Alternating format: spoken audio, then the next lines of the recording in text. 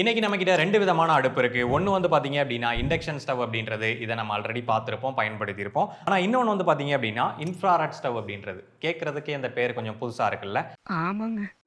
இன்னைக்கு எலக்ட்ரிசிட்டியை பயன்படுத்தி அது மூலமா ஹீட்டை உருவாக்கி சமைக்கக்கூடிய பலவிதமான கேட்ஜெட்ஸ் இருக்கு. உதாரணமா மைக்ரோவேவ் அவனை சொல்லலாம், எலக்ட்ரிக் ப்ரெஷர் குக்கரை சொல்லலாம், இல்ல எலக்ட்ரிக் கெட்டில சொல்லலாம், இல்ல சிம்பிளா ஒரு பிரெட் டோஸ்ட் மேக்கரை சொல்லலாம். ஆனா இந்த மாதிரி டிவைசஸ்லாம் இருக்கு இல்லையா, இது எல்லாம் சர்வ் பண்ணக்கூடிய பர்பஸ் அந்த இடங்கள் வந்து வேற வேற. ஸோ அதனால இந்த எல்லா டிவைசஸுமே ஒன்னோட இன்னொன்று வந்து காம்படிஷன்ல இருக்கிறது கிடையாது. அதுக்குன்னு உள்ள வேலையை செய்யறதுக்காக அந்தந்த டிவைசஸ் இருக்கும். ஆனா இங்க இருக்கக்கூடிய இந்த இண்டக்ஷன் ஸ்டவ் வந்து பாத்தீங்க அப்படின்னா இதுவும் இந்த மாதிரியான ஒரு குக் டாப் தான். இந்த இன்ஃப்ராரெட் ஸ்டவ்வும் வந்து இந்த இண்டக்ஷன் மாதிரியே இருக்கக்கூடிய ஒரு குக் டாப் தான்.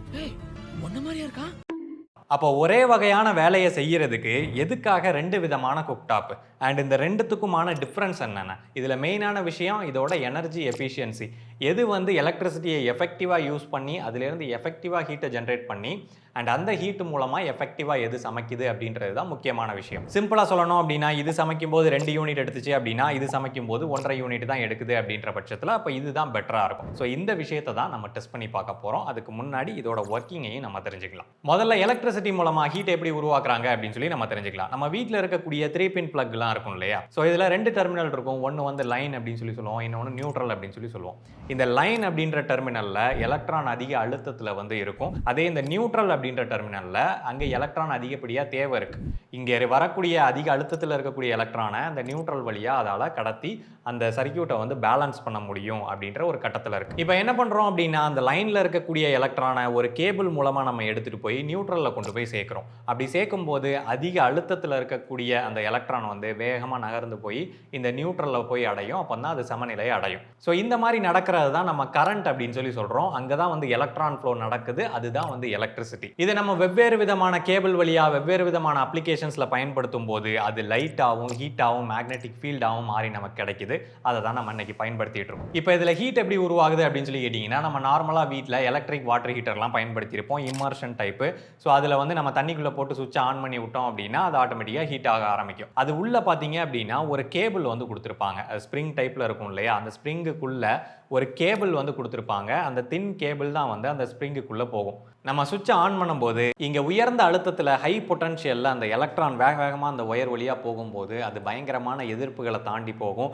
அங்கே வந்து ஒரு மோதுதல் வந்து நடக்கும். எலக்ட்ரானுக்கும் அணுக்களுக்கும் இடையில ஒரு மோதுதல் வந்து உருவாகும். இதுதான் வந்து அங்கே ஒரு வைப்ரேஷனை உருவாக்கி அது மூலமாக ஹீட்டை வந்து ஜென்ரேட் பண்ணுது. சிம்பிளாக சொல்லணும் அப்படின்னா அதிக கரண்ட்டை கொடுக்குறோம், அது அங்கே அதிகப்படியாக எதிர்க்கப்படுது. அப்போ அந்த இடத்துல ஹீட் அப்படின்றது உருவாகும். ஒரே குழப்பமா இருக்கே. இன்னைக்கு எலக்ட்ரிசிட்டியை பயன்படுத்தி ஹீட்டை உருவாக்கக்கூடிய கான்செப்ட்ல 90% மேல இருக்கக்கூடியது இந்த ஜூல் ஹீட்டிங் மெத்தட் தான். ஆனா இந்த இண்டக்ஷன் ஸ்டவ் இதுல இருந்து கொஞ்சம் மாறுபட்டது. எப்படின்றத நம்ம ஓபன் பண்ணி பார்த்தா தான் தெரியும். நான் அத பார்க்கணும். ஸோ இதுதான் வந்து இண்டக்ஷன் காயிலு. ஸோ இது உள்ள பார்த்தீங்கன்னா ஒரு காயில் இருக்கிறத பார்க்க முடியும். அண்ட் அதுக்கு அடியிலே வந்து பிசிபி வந்து கொடுத்துருக்காங்க. ஸோ இந்த பிசிபி மூலமாக ஒரு இன்வெர்டர் சர்க்கியூட் மூலமாக இந்த காயில் வந்து கனெக்ட் ஆகும். அதையும் ஓப்பன் பண்ணிடுவோம். எவ்வளவு ஈஸியாக இருக்குது ஓப்பன் பண்ணுறது இல்லை இந்த ட்ரில்லிங் மிஷினில். அவ்வளோதாங்க. நடுவில் ஒரு சென்சார் வருது. ஸோ இந்த இடத்துல தான் வந்து பார்த்தீங்கன்னா ஐஜிபிடி கொடுத்துருப்பாங்க. ஸோ அது மூலமாக ஸ்விட்சிங் ஆகி இந்த 2 அவுட்புட்டில் அந்த காயிலுக்கு வந்து சப்ளை வரும். ஸோ இந்த சர்க்கியூட்டு ஒரு இன்வெர்டர் சர்க்கியூட்டுன்னு சொல்லலாம். என்ன இவ்வளோ ஸ்க்ரூ ஹோல் கொடுத்துருக்காங்க என்ன? ஓ ஓகே. எதுக்கு இவ்வளோ ஸ்க்ரூ ஹோல்னா ஒரே பிளாஸ்டிக் கவரில் எல்லா விதமான வாட்ஸையும் கனெக்ட் பண்ணிப்பாங்க போல். அந்த 1800 வாட்ஸுக்கும் அதே இதுதான், 2000 வாட்ஸுக்கும் அதே இதுதான். அந்த மாதிரி எல்லா இதையும் கனெக்ட் பண்ணிப்பாங்கன்னு நினைக்கிறேன். ஆனால் அந்த பிசிபி குட்டியாக இருக்குது.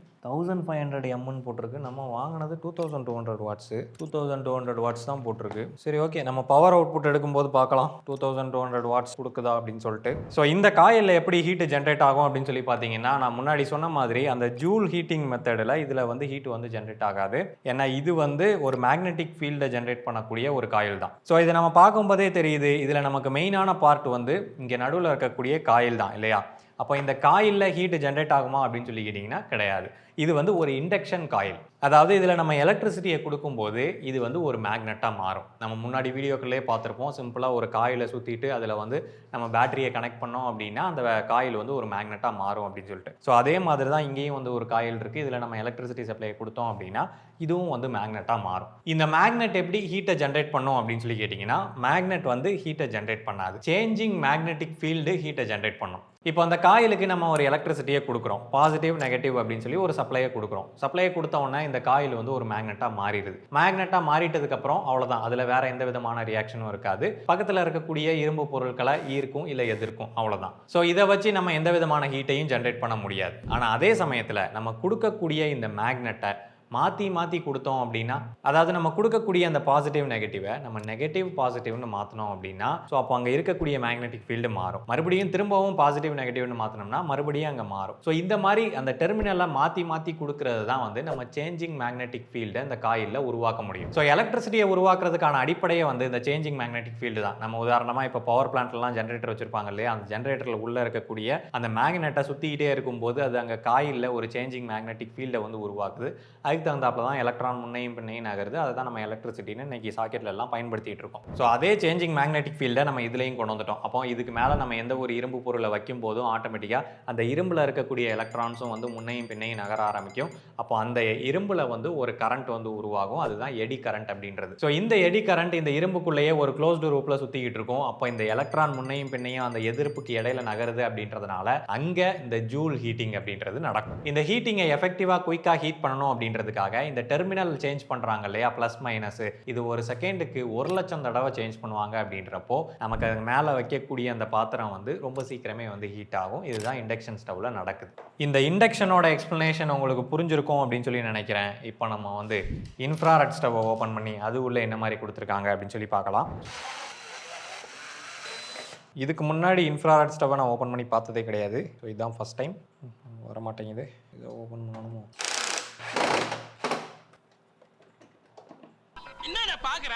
இந்த ஸ்க்ரூ இல்லை இதில், லாக்கு மாதிரி எதை கொடுத்துருக்காங்க. ஓகே, லாக்கு கொடுத்துருக்காங்க. அவசரப்பட்டு வேறு எதையோ ஓப்பன் பண்ணிட்டு இருந்தேன். அவ்வளவுதான், ஓப்பன் பண்ணியாச்சு. ஸோ இதில் வந்து பார்த்தோம் அப்படின்னா ஹீட்டிங் காயில் தான் வந்து கொடுத்துருக்காங்க. ஸோ நம்ம சுவிட்ச் ஆன் பண்ணதும் இந்த காயில் வந்து டேரெக்டாக ஹீட் ஆக ஆரம்பிச்சிடும். ஸோ இதை நம்ம ஆன் பண்ணி பார்க்கலாம் எப்படி ஒர்க் ஆகுதுன்னு. அண்ட் இதோட சப்ளை வோல்டேஜ் எவ்வளோன்னு சொல்லி தெரில, ஏன்னா சர்க்கியூட்லாம் தனியாக போட்டிருக்காங்க. ஸோ இப்போ வந்து நம்ம ஓப்பன்லேயே வச்சுட்டு ஆன் பண்ணி பார்க்க போகிறோம். ஓகே, ஆன் ஆகிட்டு. இதுதான் power, pressure cooker, grill mode select பண்ணிக்கலாம். ஸோ பேனல் குப்பரை கிடக்கிறதுனால அதை வந்து ஃபோட்டோ எடுத்து வச்சுருக்கேன். பவர் ஆன் பண்ணியாச்சு. கிரில் மோடு செலக்ட் பண்ணுறோம். 550 டிகிரி செல்சியஸா பா, இப்போவே ஹீட் ஆகுதுல்ல. ஸோ அந்த காயில் வந்து பார்த்தீங்கன்னா அப்படியே ரெட் கலரில் மாறுறதை பார்க்க முடியும். இப்போ எவ்வளோ ஹீட் அடிக்குது, பயங்கர வெக்கையாக இருக்குது. டெம்பரேச்சர் எதுவும் குறைக்க முடியுமா?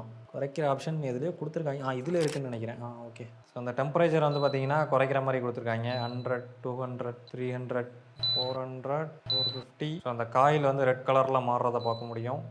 இப்போ 600 வரைக்கும் இருக்குது. அப்போ 650, 700, அவ்வளோதான், மேக்ஸிமம் 700. ஓகே, பரவாயில்லையே, சூப்பராக இருக்கு, நல்லா ஒர்க் ஆகுது. ஓகே, இப்போது 2 விஷயம் எனக்கு தெரியணும். எதுக்காக இதில் பிசிபி கொடுத்துருக்காங்க அண்ட் என்ன வோல்டேஜில் ஒர்க் ஆகுது அப்படின்றதும் தெரியணும். அதுக்கு நம்ம மல்டிமீட்டரை வச்சு செக் பண்ணி பார்ப்போம். ஜஸ்ட்டு ஏசி வோல்ட்டில் போட்டுக்கலாம். எவ்வளோ ஹீட்டாக இருக்குது? 42 வோல்டேஜா? ஓகே, 42 வோல்டேஜ் காட்டுது. கை சுடுது. ஸோ அந்த வோல்டேஜை கண்ட்ரோல் பண்ணுறதுக்காக தான் இந்த போர்டுன்னு நினைக்கிறேன். ஸோ இப்போ 43 வோல்ட் வருது. மேக்ஸிமமில் நம்ம போட்டோம்னா டெஸ்ட் பண்ண முடியுமா? இப்போ வந்து இன்னொரு கையை வச்சு அதை திருப்பணும். ஃபுல் 700ல் வச்சுரு. 208 வோல்ட்ஸ் கிட்ட காட்டுது. Okay, ton. ஸோ ஹீட் வந்து பார்த்தீங்கன்னா ரியலி பயங்கரமாக இருக்குது. இதில் சென்டரில் ஒரு எலமெண்ட் கொடுத்துருக்காங்க இல்லையா, அதுதான் வந்து லூப் ஆகி நமக்கு ஹீட்டை வந்து வெளியில் கொடுக்குது. ஸோ 700லாம் வைக்கும்போது கிட்டையே நிற்க முடியல அப்படின்னு சொல்லலாம். இப்போது இதை ஆஃப் பண்ணிடலாம்.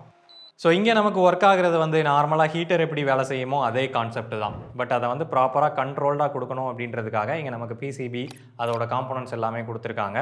இந்த காயிலுக்கு வரக்கூடிய வோல்டேஜை ப்ராப்பராக ரெகுலேட் பண்ணி கொடுக்கறதுனால அந்த டெம்பரேச்சரையும் வந்து நம்மளால் ப்ராப்பராக கண்ட்ரோல் பண்ண முடியுது இங்கே. பட் இந்த மாதிரி எலமெண்ட்டை யூஸ் பண்ணி ஹீட் பண்ணுறது வந்து இப்போ உள்ளது கிடையாது, முன்னாடி இருந்தே இருக்குது. நான் நார்த்துலலாம் இருக்கும்போது இந்த மாதிரியான ஒரு ஹீட்டர் மூலமாக தான், அது சின்னதாக அடுப்பு மாதிரி இருக்கும், அது உள்ள காயில் வந்து சுற்றி வச்சுருப்பாங்க. ஸோ அதில் நம்ம எலக்ட்ரிசிட்டி சப்ளை கொடுக்கும்போது அதிலேருந்து பயங்கரமாக ஹீட் வந்து வந்து உருவாகும். அது மேலே தான் வச்சு சமைப்போம். என்ன அதில் எந்த விதமான கண்ட்ரோலும் இருக்காது. வச்சு ஆன் பண்ணால் ஹீட் பயங்கரமாகும், ஆஃப் பண்ணால் ஹீட் இருக்காது, அவ்வளோதான். ஸோ அதே கொஞ்சம் மாடர்னாக கண்ட்ரோல்டாக எடுத்துகிட்டு வந்தது தான் இந்த இன்ஃப்ராரெட் ஸ்டவ் அப்படின்னு சொல்லலாம். இப்போ ரெண்டுத்துலேயுமே நம்ம குக் பண்ணி பார்க்க போகிறோம். எது வந்து பெட்டராக குக் பண்ணுது, எது வந்து எஃபெக்டிவாக கம்மியான கரண்ட்டை கன்சியூம் பண்ணுது அப்படின்றதையும் செக் பண்ணிடலாம். இப்போ நம்ம ரெண்டு அடுப்பையுமே டெஸ்ட் பண்ணி பார்க்க போகிறோம். என்ன டெஸ்ட் அப்படின்னு சொல்லி கேட்டிங்கன்னா, ரெண்டுமே வந்து எவ்வளவு யூனிட் எலக்ட்ரிசிட்டி யூனிட்டை வந்து கன்சியூம் பண்ணுது அப்படின்றத தான் டெஸ்ட் பண்ண போகிறோம். ஸோ அதை டெஸ்ட் பண்ணுறதுக்கு இந்த இடத்துல பார்த்தீங்கன்னா ஒரு மீட்ரு வந்து வச்சுருக்கேன். ஸோ இந்த மீட்ரு வழியாக நம்ம வாட்ஸு அண்டு யூனிட்டு, அப்புறமா வோல்டேஜ், கரண்ட்டு, இந்த மாதிரி எல்லா பேராமீட்டரையும் காட்டும். இது ரெண்டத்தையுமே நம்ம ரன் பண்ணி எது வந்து அதிகமாக எலக்ட்ரிசிட்டியை கன்சியூம் பண்ணுது அண்ட் எது வந்து எஃபெக்டிவாக குக் பண்ணுது அப்படின்றத தான் செக் பண்ண போகிறோம். அதுக்கு நம்ம இப்போ சமையல் பண்ண போகிறோம். மறுபடியும் சிக்கன் சமைக்க போறோமா? என் போன தடவை பட்டதே பத்தாதா? சிக்கனும் கிடையாது, ஒன்றும் கிடையாது. ஃப்ளாஷ்பேக். இந்த தடவை வெறும் தண்ணி தான். வெறும் தண்ணியை வந்து நம்ம ஆவியாக்க போகிறோம். ஸோ எது வந்து சீக்கிரமே ஆவியாக்குது, அதுக்காக எவ்வளவு யூனிட் எடுத்துக்குது அப்படின்றத தான் நம்ம தெரிஞ்சுக்க போகிறோம். ஸோ இதில் எவ்வளவு தண்ணியை டெஸ்ட் பண்ண போகிறோம் அப்படின்னா அப்ராக்சிமேட்டாக ஒரு 1 லிட்டர் தண்ணியை தான் செக் பண்ண போகிறோம். ஸோ அந்த வெயிட் மிஷினில் வந்து எம்எல்ல காட்டுது.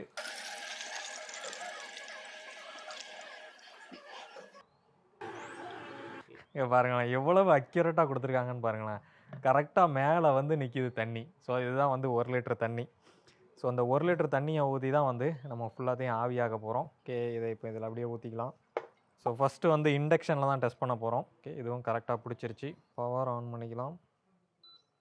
என்ன ஆன் ஆகலை, மோடு செலக்ட் பண்ணணுமா, ஃபங்க்ஷன். ஓகே, ஃபுல் ஆன் ஆகிட்டு. ஃபுல் 2200 வாட்ஸில் வச்சுட்டேன்.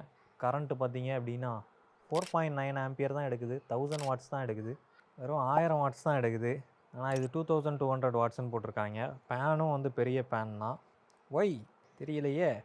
இதுக்காகத்தான் நான் தேடி பிடிச்சி 2200 வாட்ஸாக வாங்கினேன். ஆனால் இது 2200 வாட்ஸே கொடுக்க மாட்டேங்குது. இப்போ என்ன பண்ணுறது? சரி, okay, what ever. It's okay, shit happens, that's life. இப்போ நமக்கு கிடைக்கிற வாட்ஸ்லேயே வந்து பவர் தான் கம்மியாக இருக்குது. மற்றபடி யூனிட் வந்து மோரார்லாம் சேமாக தான் வரும். என்ன டைம் வந்து அதிகமாக எடுத்துக்கும் இது ஆவி ஆகிறதுக்கு, அவ்வளோதான் மேட்ரு. ஸோ பார்க்கலாம் இது எவ்வளோ நேரத்தில் முடியுது அப்படின்னு சொல்லிட்டு, அண்டு அதுக்காக எவ்வளோ யூனிட் எடுக்குது அப்படின்னு சொல்லியும் பார்க்கலாம். ஸோ பேரலெல்லாம் நம்ம ஸ்டாப் வாட்சையும் வந்து ஆன் பண்ணிட்டோம். ஸோ எவ்வளோ நேரத்தில் அந்த தண்ணி மொத்தமாக ஆவியாகி முடியுது அப்படின்றதையும் தெரிஞ்சுக்கலாம். மீன்வைல் இப்போ தண்ணி ஃபுல்லாகவே வந்து பார்த்தீங்கன்னா ஆவியாயிருச்சு. இதுக்கு அடுத்த யூனிட் எவ்வளோ அப்படின்னு சொல்லி பார்த்தோம்னா 0.95 யூனிட்ஸ் கிட்ட எடுத்திருக்கு. அண்டு டைமிங் வந்து 55 நிமிஷத்துக்கிட்ட ஆயிருக்கு. ஸோ இப்போ நம்ம இந்த அடுப்பை தூக்கி தூர வச்சுட்டு அடுத்து இந்த இன்ஃப்ராரெட் ஸ்டவ்வில் வந்து செக் பண்ணி பார்த்துடலாம். ஸோ இப்போ இந்த மீட்டரை ரீசெட் பண்ணி விட்டுறலாம். ஸோ இப்போ பார்த்தீங்கன்னா ரீசெட் ஆயிருச்சு, யூனிட்டும் வந்து நமக்கு ரீசெட் ஆயிருச்சு. ஸோ இப்போ நம்ம தண்ணியை வந்து மெஷர் பண்ணிடுவோம். அதே மாதிரி 1 லிட்டர் தண்ணீர். ஸோ பர்ஃபெக்டாக 1 லிட்டர் தண்ணீர் எடுத்தாச்சு. இப்போ அதை இந்த பாத்திரத்தில் ஊற்றிக்கலாம். இப்போ ஸ்டவ்வை வந்து ஆன் பண்ண போகிறோம். ஸோ ஆன் ஆயிடுச்சு. இப்போ வந்து டீப் ஃப்ரை போட்டுக்கலாம். ஸோ நம்ம டைமரையும் வந்து ஆன் பண்ணுறோம். ஓகே, இப்போ 700 டிகிரி செல்சியஸ் மேக்ஸிமம். ஸோ நமக்கு பவர் பார்த்தோம் அப்படின்னா 1800 வாட்ஸ் கிட்ட எடுக்குது. 8.9 ஆம்பியர் கிட்ட எடுக்குது. இது ஓகே தான் நினைக்கிறேன். ஸ்டார்டிங்கில் ஹை பவர் எடுத்துகிட்டு இருந்தது. அதுக்கப்புறம் பார்த்தீங்கன்னா பவர் வந்து கம்மியாயிருச்சு. நான் கூட மீட்டர் தான் பிரச்சனையும் அப்படின்னு சொல்லி கிராஸ் செக் பண்ணி பார்த்தேன். ஆனால் மீட்டரில் காட்டுற கரண்ட்டும் கிளாம்ப் மீட்டர்லையும் வந்து மேட்ச் ஆச்சு. ஸோ அப்போ அடுப்பு தான் வந்து கம்மியான வாட்ஸை கன்சியூம் பண்ணுது.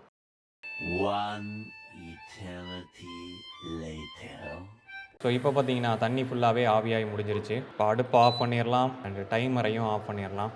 ஸோ இந்த இன்ஃப்ராரெட் ஸ்டவ்வில் நமக்கு வந்து 1 லிட்டர் தண்ணியும் ஆவியாகி முடிஞ்சு. இதில் கிடைச்ச யூனிட் எவ்வளோ அப்படின்னு சொல்லி பார்த்தீங்கன்னா 0.98 யூனிட் தான் எடுத்திருக்கு. அண்ட் அதே மாதிரி இதில் வந்து பார்த்தீங்க அப்படின்னா கிட்டத்தட்ட 50 மினிட்ஸ்லேயே வந்து நமக்கு இது ஃபுல்லாகவே முடிஞ்சிருச்சு. இந்த ரிசல்ட்டை வந்து ஆக்சுவலாக நான் எதிர்பார்க்கவே இல்லை. நான் எதிர்பார்த்தது வந்து குறைஞ்சது ஒரு 0.3 யூனிட் 0.4 யூனிட்டாவது டிஃப்ரென்ஸ் வரும் அப்படின்னு சொல்லிட்டு. ஏன்னா இது இன்ஃப்ராரெட் அப்படின்றதுனால இந்த ஹீட்டு வெளியில் வந்து அதுக்கப்புறம் தான் இந்த பேனை வந்து ஹீட் பண்ணும். அப்படின்றப்போ அதில் அந்த ஹீட் வந்து ஸ்ப்ரெட் ஆகி நிறைய லாஸஸ் உருவாகும். ஸோ அப்போ அதிகப்படியான லாஸ் உருவாகிறதுனால நமக்கு யூனிட் அதிகமாக எடுக்கும் அப்படின்ற மாதிரி நான் நினச்சிருந்தேன். ஆனால் இந்த அடுப்பை டிசைன் பண்ணது வந்து நல்ல எஃபெக்டிவாகவே டிசைன் பண்ணியிருக்காங்க. ஸோ ஹீட் எங்கேயும் வந்து ஸ்ப்ரெட் ஆகாமல் டேரெக்டாக அந்த பேனுக்கே வந்து கடத்தப்படுது. ஸோ அதனால தான் ரெண்டுமே வந்து கிட்டத்தட்ட ஒரே மாதிரியான யூனிட் தான் எடுத்திருக்கு. அந்த டிஃப்ரென்ஸ் வந்து 0.03 யூனிட்ஸ் தான் வந்து டிஃப்ரென்ஸு. பட் அதுவும் வந்து பெரிய டிஃப்ரென்ஸாக நம்ம சொல்ல முடியாது, அது நெக்லிஜிபிள் தான். இப்போ இந்த ரெண்டுத்தில் எது வந்து சிறந்தது அப்படின்னு சொல்லி கேட்டிங்கன்னா எலக்ட்ரிக்கலி, அதாவது எஃபெக்டிவாக ஹீட்டை ட்ரான்ஸ்ஃபர் பண்ணுறதுல எது சிறந்தது அப்படின்னு சொல்லி கேட்டிங்கன்னா இண்டக்ஷன் தான். அதுக்கு ரீசன் வந்து வந்து இண்டக்ஷன் வந்து செகண்டரி ஸ்டேஜில் தான் வந்து ஹீட்டையே ப்ரொடியூஸ் பண்ணுது. அதாவது இப்போ நம்ம அந்த பாத்திரத்தை வைக்கிறோம் அப்படின்னா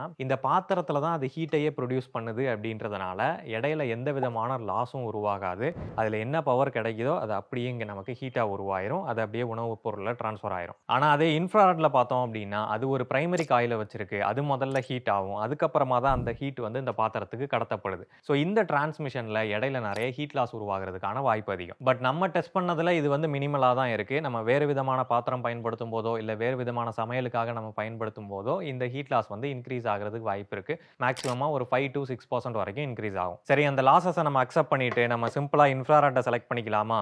கரண்ட் பில் கொஞ்சம் அதிகமாக வந்தாலும் பரவாயில்ல அப்படின்ற பட்சத்தில் இன்ஃப்ராரெட் செலக்ட் பண்ணலாமா அப்படின்னு சொல்லி கேட்டிங்கன்னா தாராளமாக செலக்ட் பண்ணிக்கலாம். ஏன்னா ரீசன் என்னன்னா இதில் வந்து யூனிஃபார்ம் ஹீட்டிங் வந்து நமக்கு கிடைக்காது. இண்டக்ஷனில் நம்ம டெஸ்ட் பண்ணும்போதே பார்த்தோம். இனிஷியல் ஸ்டேஜில் ஒரு சில இடங்களில் தான் அந்த பபிள்ஸ் வந்து குயிக்காக ஃபார்ம் ஆச்சு. அதுக்கப்புறமா தான் மற்ற இடங்களுக்கும் வந்து அந்த பபிள்ஸ் வந்துச்சு. ஸோ அப்போ இந்த இண்டக்ஷன் பிளேட்டில் எஃபெக்டிவாக இருக்கக்கூடிய இடம்னு ஒன்று இருக்குது. அந்த இடத்துல தான் அந்த ஹீட்டிங் வந்து அதிகமாக நடக்கும். மற்ற இடங்களில் கம்மியாக தான் நடக்கும். ஸோ அப்படி பார்க்கும்போது நமக்கு இன்ஃப்ராரெட்ல தான் யூனிஃபார்மான ஹீட்டிங் கிடைக்கும். அடுப்பில் எப்படி யூனிஃபார்மாக கிடைக்குமோ அதே மாதிரியான ஹீட்டிங் வந்து கிடைக்கும். அடுத்தபடியாக இண்டக்ஷன் ஸ்டவ்வில் நம்ம எல்லா விதமான பாத்திரங்களையும் பயன்படுத்த முடியாது. அது நம்ம எல்லாத்துக்குமே தெரிஞ்சது தான். அடியில் இந்த மாதிரியான பிளேட் இருக்கக்கூடிய அயன் பிளேட் இருக்கக்கூடிய கரண்ட்டை இன்டியூஸ் பண்ணக்கூடிய பிளேட் இருக்கக்கூடிய பாத்திரங்களை தான் பயன்படுத்த முடியும். ஆனால் இன்ஃப்ராரெட்ல அப்படி கிடையாது. நீங்க எல்லா விதமான பாத்திரத்தையும் பயன்படுத்திக்கலாம். ஈவன் மண் சட்டியை கூட வச்சு நீங்க சூடு பண்ணிக்கலாம். அடுத்தபடியா சர்வீஸ் காஸ்ட். இந்த இண்டக்ஷன்ல வரக்கூடிய பிசிபியா இருக்கட்டும், அதுல இருக்கக்கூடிய அந்த காம்போனன்ட் ஐஜிபிடி வந்து யூஸ் பண்ணியிருப்பாங்க. ஸோ இது எல்லாமே வந்து ரேட் அதிகம், காஸ்ட்லி.